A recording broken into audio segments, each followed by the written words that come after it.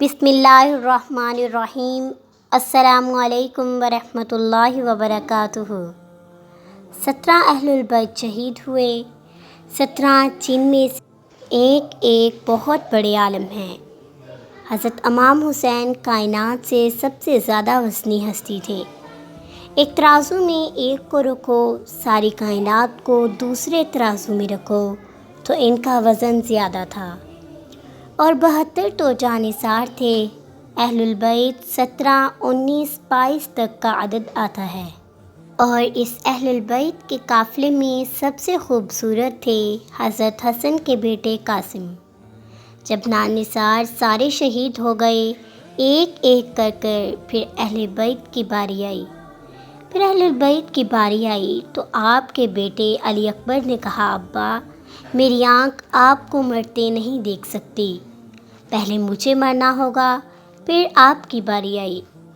अब पहले शहीद अहलुल बैत में अली अकबर हैं। वैसे तो तमाम सहाबा में सबसे मज़लूम हस्ती हैं हज़रत अली इब्ने अबी तालिब, तो सिर्फ़ हुसैन अब्बास सुनते हैं। हुसैन अब्बास हुसैन बिन अली फ़ातिमा से हैं। अब्बास बिन अली, अबू बकर बिन अली, उस्मान बिन अली, मोहम्मद बिन अली, अब्दुल्लाह बिन अली, जाफ़र बिन अली, 7 बच्चे ज़िबह किए गए। इमाम ज़ैनुल आबिदीन सारी रात रोया करते थे। इनके एक खादिम ने कहा, हज़रत आप सारी रात ही रोते रहते क्यों? फिर वो रोने लगे और कहने लगे, मेरे दोस्त याकूब अलैहिस्सलाम का एक फ़र्जंद गुम हुआ था, तो उन्होंने 40 साल इसकी जुदाई में रो रो कर अपनी आँखें ख़त्म कर दीं और उन्होंने अपनी आँखों के सामने अपने सारे घर को ज़िबा होते देखा। मेरी आँख से आंसू ना टपके तो क्या? और क्या 7 भाई हुसैन तो इब्ने अली हैं, वो तो अपनी ज़ात में आप हैं। 6 भाई और भी हैं। अब्बास की शख्सियत इसलिए ज़्यादा मशहूर हो गई कि उनके हाथ में चंडा था। 6-7 और हैं। फिर आपके बेटे अली, आपके बेटे अब्दुल्ला बिल्कुल मासूम थे। आप तन्हा रह गए थे, सब शहीद हो चुके थे। और आप भी अगर वकूफ़ी चाहते तो बहुत पहले आपको शहीद कर देते, लेकिन वो हर कोई अब तलवार मारने से डर रहा था, तो वक्त पीछे जा रहा था। इस 2 साल के मासूम बच्चे अब्दुल्ला बिन हुसैन ने खुद तमन्ना किए वो खैमे से कहीं बाहर झांके, तो हमने कहा इसको मेरे पास भेजो। इनका ख्याल था कि शायद ये दरिंदे बच्चे से बाज आ जाएंगे। कोई इम्तिहान था मेरे नबी का, मेरे नबी के घर का, मेरे नबी की औलाद का। हम रबी अव्वल आता है तो हम ढोल बजा के फिर फारिग हो जाते हैं कि जैसे सिर्फ़ मेरे नबी 12 दिन के लिए थे। और फिर जब मुहर्रम आता है हम रो के फिर ऐसे हो जाते हैं जैसे बस हुसैन की कुर्बानी 10 दिन के लिए है। हमने रस्म व रवाज को दीन बना दिया। मेरे नबी पल पल के लिए हैं, लम्हे लम्हे के लिए हैं। मेरा हर लम्हा मेरे नबी की ग़ुलामी में हो तो मैंने रबी अव्वल को मनाया। मेरी रूहें मैं अल्लाह की मोहब्बत में हूँ कि मेरी बोटी बोटी अल्लाह अल्लाह पुकारे, तो मैंने मुहर्रम को मनाया है। मुहर्रम को सब लोग मनाते हैं, लेकिन झूठ बोलने वाला झूठ नहीं छोड़ता, ज़ानी ज़िना नहीं छोड़ता, शराबी शराब नहीं छोड़ता, डाकू डाके नहीं छोड़ता, और ना ही रिश्वत लेने वाला रिश्वत छोड़ता है। ना ये बाज़ारों में बैठे हुए हेरा फेरी और झूठ छोड़ते हैं। आपने अब्दुल्ला को गोद में बिठाया कि आखिरी बाप बेटे की नज़रें 4 हो रही थीं, तो कुफी लश्कर में कहा, इस कमबख्त ने निशाना लाके तीर छोड़ा। मेरे अल्लाह की तकदीर अभी हुसैन को ऊपर और ले जाना चाह रही है, इनके सब्र को और ऊपर ले जाना चाह रही है। तीर दाएं बाएं भी जा सकता था, ख़ता भी हो सकता था। इस मासूम बच्चे के सीधा आके लगा। बच्चे की आह निकली। उस वक्त मेरे नबी के नवासे का दिल फटा। आपने अपने बेटे का खून अपने हाथों में लिया और यूं आसमान की तरफ बुलंद किया, ऐ मेरे रब, अगर तू इस तरह मुझसे राज़ी है तो मेरा सौदा सस्ता है। مٹا دو کربلا کی تاریخ کو، سارا یزید کو گالیاں دینا اور کرسی پر بیٹھ کے یزید بننا، سارا سال شمر کو غلام کہنا اور عدالت میں بیٹھ کر چند کوڑیوں پہ قلم کو بیچ دینا۔ تم میں اور ان میں کیا فرق ہے؟ ہمارا دین رسم و رواج نہیں ہے، حقائق پر ہے۔ خون سے اپنے ہاتھ بھر لیے کیا ہوا ہوگا؟ اس وقت اے اللہ تو راضی ہے، تو میرا کوئی گلہ نہیں، تو نے اپنی مدد کو روک لیا ہے، میں تجھ سے راضی ہوں۔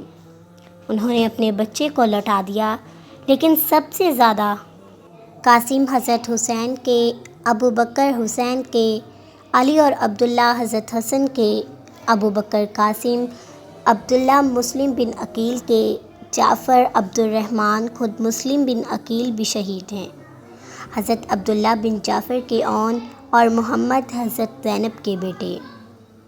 میں قربان جاؤں حضرت زینب پر، ایک طرف بچوں کو ذبح ہوتے دیکھ رہی ہیں، ایک طرف بائی کا سر نیزے پر چڑھا دیکھ رہی ہیں۔ سبحان اللہ، اللہ اکبر، کیا بہن آئی ہے، ساتوں زمین و آسمان کی گردش، دوبارہ ایسی بہن پیدا نہیں ہوگی۔ وہ جو گیت تو تم نے نہیں سنا ہے، میری عمر بھر کا ریاض تھا، میرے درد کی تھی وہ داستاں جسے تم ہنسی میں اڑا گئے۔ اور جب قاسم نکلے یوں لگا جیسے چاند زمین پر اتر آیا۔ اور ایک کوفی نے وار کیا تھا، انہوں نے زہر سے کہا، ہائے چچا، اے چچا۔ حضرت حسین تو زخموں سے نڈھال تھے، لیکن بھتیجے کی پکار پر زخمی شیر کی طرح جمے اور کوفیوں کی صفوں کو چیرتے ہوئے قاتل پر حملہ کیا۔ ان کو کاٹ دیا، لیکن ان کو لوگوں نے گھیر لیا۔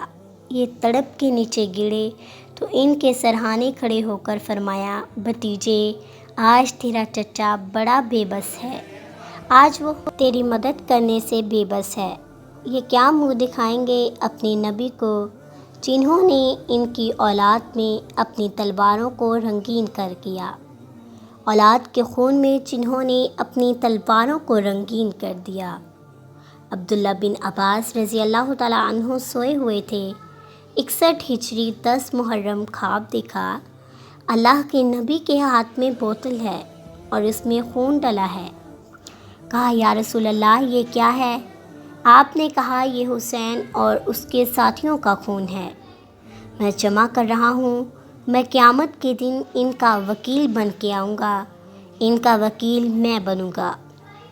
ایسی عظیم اولاد، اتنے عظیم ثبوت، صرف اللہ کو راضی کرنے پر بازی لی۔ اگر حضرت حسین رضی اللہ تعالیٰ عنہ یزید کے ہاتھ پر بیعت بھی کر لیتے تو ان کی جنت میں کوئی فرق نہیں پڑنا تھا، کہ میرے نبی کی خوشخبری شہادت کی وجہ سے نہیں تھی۔ ابھی ماں کی چھاتی کا دودھ پیتے تھے کہ میرے نبی نے اعلان کیا، حسن اور حسین جنت کے نوجوانوں کے سردار ہیں۔ انہیں فرق نہیں پڑنا تھا، فرق آگے پڑنا تھا کہ امت کو دین پہنچانا ہے، امت کو پیغام پہنچانا ہے کہ جان مال کو اللہ پر فدا کرنا ہی عین کامیابی ہے، عین عزت ہے، عین معراج مومن ہے۔ ہم کوڑیوں پہ نہیں بکتے، ٹھکروں پر نہیں بکتے، پیسے، کھانا یا مال کی چمک یا کرسی کی ہوس یہ کسی مسلمان کے ضمیر کو نہیں خرید سکتی۔ اگر وہ بکا ہے تو اپنے ایمان کی خیر منائے، اگر وہ فقہ ہے تو اس دن کا انتظار کرے جس دن میرے نبی کے نواسے حسین کا کٹا ہوا سر میدان محشر میں پیش کرے گا۔ وہ اپنی اولاد میں سے کوئی حسین سے قیمتی نسل دکھاؤ، میرا حسین جیسا، میرے عبداللہ جیسا لو، میرے قاسم یا اپنی تاریخ میں کربلا کو مٹا دو۔ پیسہ ہی سب کچھ نہیں ہے، ہمیں ہمیشہ یہاں نہیں رہنا، موت بھی آئے گی۔ یزید بھی مر گیا، صرف 3 سال کم وقت کو حکومت، صرف 39 سال کی عمر میں مر گیا، ایک عزت کی معراج سے بھی آگے گزر گیا، ایک ذلت کی پستیوں سے بھی نیچے چلا گیا۔ نماز کا وقت آیا، اب نماز کی کیا ضرورت ہے؟ جنگ سے پہلے حضرت امام حسین کی آنکھ لگ گئی، آنکھ کھلی تو ہنسنے لگے۔ بہن نے پوچھا، یہ ہنسنے کا موقع ہے؟ کہنے لگے، ہاں، ابھی اللہ کے نبی کا دیدار ہوا ہے۔ کہہ رہے ہیں بیٹا میں لینے کے لیے آ چکا ہوں، میں آ چکا ہوں، اس سے کما لیا، جماعت ریسیپشن جماعت آ چکی ہے، میں آ چکا ہوں۔ سب نماز نہ پڑھتے، وہی بات آ گئی، یزید کی بیعت کرتے ہیں، پیغام ادھورا ہو جاتا، کوئی فرق نہیں پڑنا تھا، نماز نہ پڑھتے، اس حسینی قافلے کو کوئی فرق نہیں پڑنا تھا۔ کعبہ احبار علی بیٹھے تھے اور کہنے لگے اس شخص کی نسل میں ایک آنے والا ہے جس کے ساتھی شہید کیے جائیں گے، اور ابھی ان کے گھوڑوں کا پسینہ بھی خشک نہیں ہوگا کہ اللہ تعالیٰ کے نبی سے جا کے مل جائیں گے۔ تو اتنے میں حضرت حسن گزرے تو لوگوں نے پوچھا یہ ہیں کیا؟ انہوں نے کہا کہ نہیں، یہ نہیں ہے۔ تھوڑی دیر کے بعد حضرت امام حسین گزرے، کہا یہ ہے، فرمایا یہ ہے وہ، اور اس کا قافلہ، ان کے گھوڑوں کے پسینے بھی خشک نہیں ہوں گے کہ میرے نبی کے گلے سے جا کے مل جائیں گے۔ اتنی بڑی خوشخبریاں ہیں، اور نماز کا وقت آتا ہے تو آپ فرماتے ہیں مجھے نماز پڑھنے دیے جائے۔ اب انہوں نے اپنے خون سے وضو کیا ہوگا یا کربلا کی مٹی سے تیمم کیا ہوگا۔ بڑی مقدس ہے کربلا کی سرزمین، جہاں وہ سجدہ ہوا جو 1400 سال میں کبھی نہیں ہوگا، کبھی ایسا سجدہ نہ ہوگا، ایسی قربانی والا سجدہ حسین سے بڑا کوئی نہیں ہوگا۔ حسین سے بڑا پیر کون ہے؟ فرض نماز، نفل نہیں، سنت نہیں، تنہا نہیں، مسجد کی باجماعت نماز۔ عبداللہ بن مسعود فرماتے ہیں آپ نے سجدہ لمبا کر دیا، ہم پریشان ہو گئے کہ سجدہ کیوں لمبا کیا، تھوڑا سا یوں کر کے دیکھا تو دیکھا حسن اور حسین دونوں نمازیں کمر پر بیٹھے ہوئے ہیں۔